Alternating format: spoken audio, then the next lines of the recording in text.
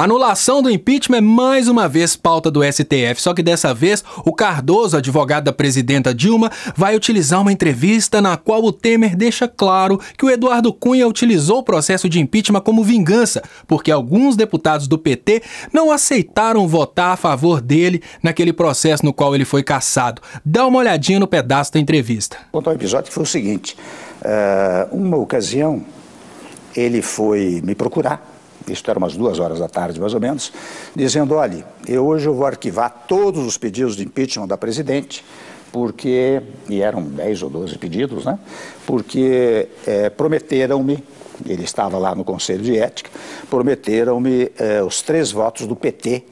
Ela estava na biblioteca, eu fui até a biblioteca e disse até ela, presidente, pode ficar tranquila, porque o presidente Eduardo Cunha me disse agora que vai arquivar todos os processos de impedimento. Só que coisa boa, diga, disse isso e tal. Até, convenhamos, ela foi muito tranquila lá para a reunião dos governadores. Pois bem, no dia seguinte eu vejo logo o noticiário dizendo que o presidente do partido do PT, naturalmente, e os 3 membros do PT se insurgiam contra aquela fala e votariam contra. Quando foi 3 horas da tarde, mais ou menos, Fábio, sério, ele me ligou dizendo, olha, tudo aquilo que eu disse não vale, porque agora eu vou chamar a imprensa e vou dar início ao processo de impedimento. Então veja que coisa curiosa, se o PT tivesse votado nele naquela comissão de ética, é muito provável que a senhora presidente continuasse. Quem age assim está agindo em benefício de si mesmo.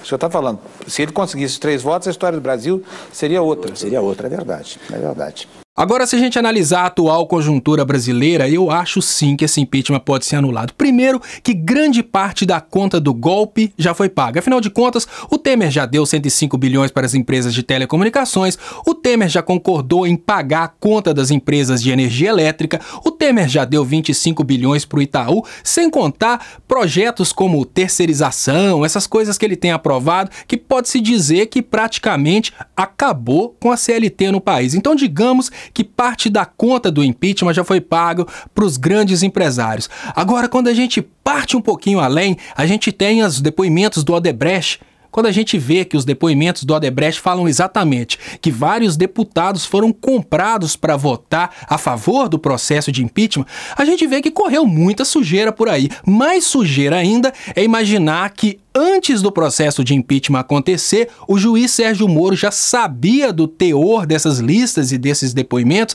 e manteve sob sigilo até que terceirização, venda de campos do pré-sal, 25 bilhões para o Itaú, 105 bilhões para as empresas de telecomunicações, só depois que tudo isso aconteceu que essa lista apareceu, ou seja, já pagou a conta do golpe, né? Agora, quando a gente anda um pouquinho mais, a gente vê que o impeachment deu errado. A população está completamente insatisfeita com Temer, a população está desesperada por uma melhora econômica e o desemprego está só aumentando.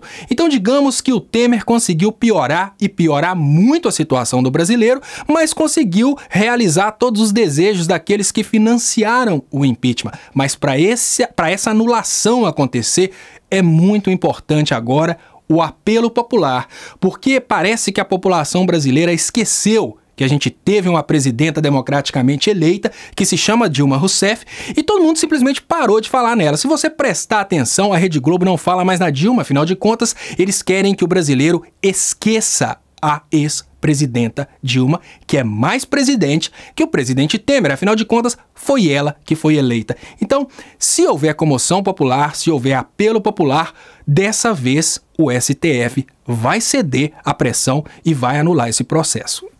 Essa é a minha opinião. Espero que dê certo.